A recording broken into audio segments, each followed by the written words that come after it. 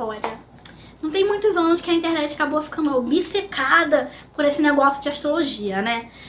Astrologia, pra quem não conhece, acho difícil nesses dias, mas a astrologia é uma arte milenar que estuda o comportamento humano de acordo com a posição dos astros em determinado momento do nascimento dessa pessoa.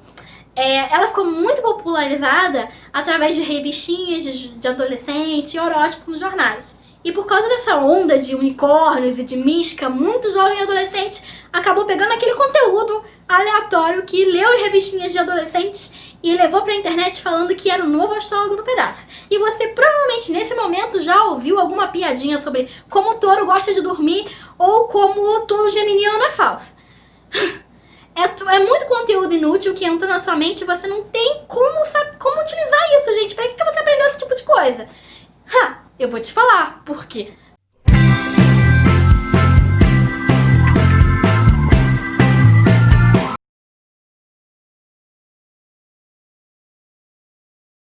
Tá, gente, vamos lá, vamos com calma. Quando tava todo mundo falando sobre como a astrologia era legal ou como a astrologia era inútil, eu já tava estudando astrologia, ó, já tinha há muito tempo. Eu comecei a estudar astrologia com 10 anos de idade. A minha mãe e minha avó, elas são terapeutas holísticas. E foi meu primeiro contato com qualquer coisa, assim, quando eu tinha 10 anos, foi quando elas permitiram que eu participasse. E aí, no centro de terapias holísticas que elas tinham diversos cursos de terapias alternativas, digamos assim, e tinha um curso de astrologia, de numerologia, de esperanto, de florais, de cristais, e eu era uma criança que tinha muito tempo livre e gostava dessas coisas, então obviamente eu fui estudar astrologia. Então nessa altura do campeonato, gente, eu já tenho 20 anos de astrologia nas costas. É claro que eu não estudei minha vida inteira astrologia, mas de uns tempos pra cá eu acabei me aproximando de novo desse tema que eu sempre gostei muito e comecei a descobrir outras formas de se utilizar. A gente ficar fazendo uma pastel dos coleguinhas, né? E aí, quando o boom da internet aconteceu, esse negócio de trazer piadinhas de astrologia, eu fiquei pensando, poxa vida, eu sei tanta coisa sobre isso, e por que eu não uso? Não faz sentido. E aí eu pensei, bom, acho que eu vou dar um signo pro meu personagem. E eu comecei a dar muito mais além de signos pros meus personagens, e eu vi que dava certo. Então não importa se você acredita ou não em astrologia. A astrologia pode ser um mapa, um manual de como o seu personagem vai funcionar. Você pode não acreditar que a personalidade das pessoas é baseada ou pode ser interferida ou interpretada através de posição de astros. Gente, isso é ok. Todo mundo tem o direito de acreditar ou não acreditar em qualquer coisa. Mas a gente não pode negar que quando a gente coloca uma data aleatória, uma hora aleatória e um local aleatório em um site de astrologia, por exemplo, ele vai te dar um manual. Um manual exatamente de como o seu personagem pode responder a cada tipo de situação. E isso é uma coisa impressionante. Você vai ter um personagem praticamente pronto, sem qualquer esforço praticamente. Então aqui eu vou falar pra vocês, vou fazer um curso rápido e básico de astrologia pra escritores. É claro, vamos lá, gente, não quer dizer que toda pessoa ariana que nasceu sob o signo de Áries seja impulsiva e seja violenta. Mas pode ser que seu personagem que nasceu no dia 5 de abril seja. Por quê? Porque ele nasceu. Porque você escolheu que ele fosse de Áries. Então ele pode ser violento e agressivo. Ele pode ser explosivo. Ele pode gostar de holofote, se ele for de leão, por exemplo. Não quer dizer que todo leonino goste de palco. Mas o seu personagem de leão pode gostar. Então esse é um manual que você pode utilizar nos seus personagens. Eu vou falar pra vocês o básico do básico do básico. A internet tem muito conteúdo sobre signos, sobre astrologia, então eu vou fazer um básico para você poder interpretar a posição. Eu vou deixar aqui embaixo um site, que é o Personare, que vai te dar um manual básico da personalidade do seu personagem assim que você cadastrar, data, hora e local, tá? Eu vou trazer, gente, pra vocês o exemplo da minha personagem Ludmilla, de Jogando os Dados, que foi uma das primeiras personagens que eu trabalhei usando astrologia. Quando foi a personagem que eu pensei assim, eu acho que eu vou dar um signo pra minha personagem. E aí eu continuei escrevendo e fui criando a personagem de acordo com o que eu já tinha trabalhado nas minhas fichas, etc.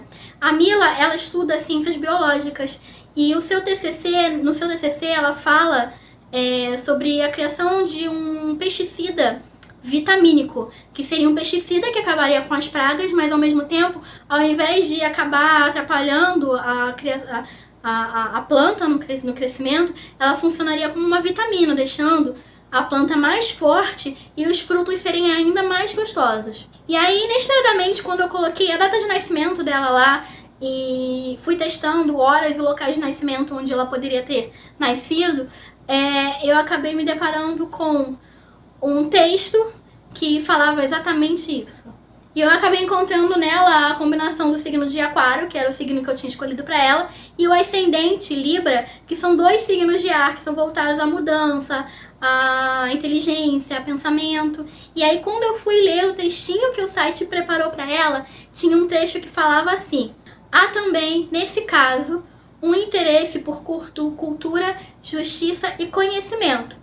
E é possível que essa pessoa venha a ter sucesso acadêmico. E é exatamente o que acontece com a Mila. Ela acaba desenvolvendo esse pesticida e ela consegue vender para, enfim, por muitos dinheiros.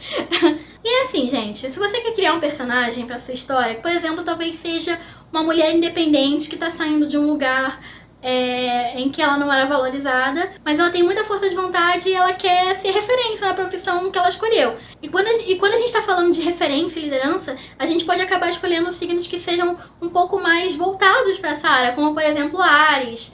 Se a personagem, por exemplo, for um pouquinho mais impulsiva, ou se ela for muito rápida, ou enfim, querer as coisas muito em cima da hora, a gente pode estar falando de uma personagem que seja do signo de Áries. Ou se ela for um pouco mais contida, ou se ela for muito vaidosa e gostar de se arrumar, a gente pode estar falando de uma personagem de Leão. Ou se ela for muito organizada e ser muito focada no trabalho, a gente pode estar falando de uma personagem que seja de Capricórnio. Todos esses signos, eles têm muito status de liderança, eles são signos que costumam ocupar espaços de liderança. E há outros, né? A gente tem muito conteúdo que a gente aprendeu naquela época que eu falei, que as pessoas estavam desesperadas falando de astrologia, que a gente pode usar nesse momento para escolher o signo do nosso personagem. E quando a gente escolhe o signo principal, a gente já tem mais ou menos a data que ele pode estar nascido, né? Porque a gente já diminuiu essa data para um mês. E a gente escolhe uma data, escolhe um horário e um local onde o seu personagem pode ter nascido. E a gente vai pro site que eu vou deixar aqui e coloca lá. E aí quando a gente coloca lá, a gente tem o posicionamento dos outros planetas. E aí eu vou dizer pra vocês mais ou menos o que cada planeta significa na personalidade da pessoa. E aí você já vai ter um manual basicamente pronto de como esse personagem pode reagir. Esse site, o Personari, ele já te dá um texto sobre a personalidade principal que você pode utilizar para a construção do seu personagem. Porém, o posicionamento dos outros planetas podem te dar umas novas respostas para outros tipos de situação, tá? O signo solar, que é o Sol, que é o signo, como a gente chama, o signo, é a personalidade, vai governar a personalidade interna. É como essa pessoa é mais ou menos quando ela tá sozinha, né? E também é o signo que mais se demonstra durante a época infantil do personagem e mais ou menos até quando ele tem uns 28 anos. Ele, como personagem, o signo solar ele funciona com uma transição para o signo ascendente. Por volta dos 25 anos começa a transição, que é a época do amadurecimento. Ele governa mais ou menos até a revolução, a volta de Júpiter, né? O retorno de Júpiter, que também é conhecido como a crise dos 30 anos. Na astrologia, a gente chama de retorno de Júpiter. O ascendente, ele normalmente é como as pessoas, os outros personagens veem esse personagem que você está trabalhando. Então, como os outros personagens vão ver, normalmente o ascendente. E também é a personalidade madura, né? Quanto mais a pessoa amadurece, mais ela costuma aparecer com o seu ascendente. A lua, ela governa as emoções. O personagem ele pode ter o signo que for. Pode ser um signo que seja mais racional, ou que seja um pouquinho mais insensível. Mas se esse personagem tiver, por exemplo, uma lua em peixes ou câncer, por exemplo, que são signos que a gente sabe que sofrem mais, que choram mais, então essa pessoa pode ser emotiva também, não tem problema nenhum. E aí a gente tem a Vênus, né, que é a parceira da lua, que é como a pessoa se reage com relacionamentos, por exemplo. Mas também é como a pessoa se veste. Como Vênus é o planeta que rege os signos vaidosos, por exemplo, também tá muito ligado ao estilo de como personagem pode se vestir, né? Então, por exemplo, uma pessoa que tem Vênus em Capricórnio, como Moá, pode ser uma pessoa que seja um pouco mais menos fogosa em relacionamentos, não pega pilha muito rápido, tem um pouquinho mais de cuidado e melhora com o tempo. O Capricórnio, Vênus em Capricórnio costuma ser dito que é como vinho, melhora com o tempo. E também é uma pessoa que pode vir a se vestir de forma mais sóbria, com roupas mais formais, porque Capricórnio é um signo muito sério. Então é possível. A gente também fala, também tem o posicionamento de Mercúrio. Mercúrio é um planeta que costuma governar a mente, normalmente como a gente aprende, processa informações e como a gente pensa. Uma pessoa com Mercúrio em Peixes pode ter um desenvolvimento um pouquinho mais devagar para processar informações novas. Como uma pessoa com Mercúrio em Aquário vai ter umas ideias um pouco loucas, talvez, que o Aquário é um signo que tem um pouco mais dessa questão de revolução, de ser diferente, então pode ter, mas tem um processamento muito rápido. Qualquer signo de ar em Mercúrio é um posicionamento que tem de pessoas inteligentes e pessoas com pensamentos ágeis. Marte é um posicionamento muito legal quando a gente fala de livros de romance, porque é como reage em discussões, né? O Marte, como é o deus da guerra, digamos assim, o Marte governa como você processa as suas batalhas, como você processa as suas discussões. Então, pessoas com Mercúrio em Áries podem ter discussões mais acaloradas, e pessoas com Mercúrio em Capricórnio, talvez, vão ser um pouquinho mais resistentes nessas discussões, vão ser menos acaloradas, vão ter maneiras diferentes de reagir. Pessoas com Marte em Leão pode ser mais espalhafatosa, gritar mais, para aparecer mais. Então, enfim, esses posicionamentos de planeta são os posicionamentos principais que eu acho que vão ajudar você a governar essa criação dessa personalidade dentro da astrologia. Eu espero que esse vídeo tenha sido útil. Ele totalmente saiu da minha cabeça. Normalmente eu faço muitas pesquisas para poder trazer esse conteúdo para vocês, mas como eu estudo isso há muito tempo e eu tenho um conhecimento muito legal sobre astrologia e eu uso essa astrologia para criar meus personagens, eu achei que eu podia fazer isso tudo direto na minha cabeça. Então desculpa se ficou um pouquinho confuso. Eu espero que tenha sido útil para você, que possa te ajudar na criação dos personagens, ao invés de utilizar aquela ficha imensa. Mas se você preferir usar a ficha, não tem problema. O importante é a gente criar personagens interessantes e complexos para os nossos leitores entenderem e se apaixonarem por eles. Por hoje a gente vai ficar por aqui. Eu espero que vocês tenham gostado, eu espero que vocês tenham aprendido.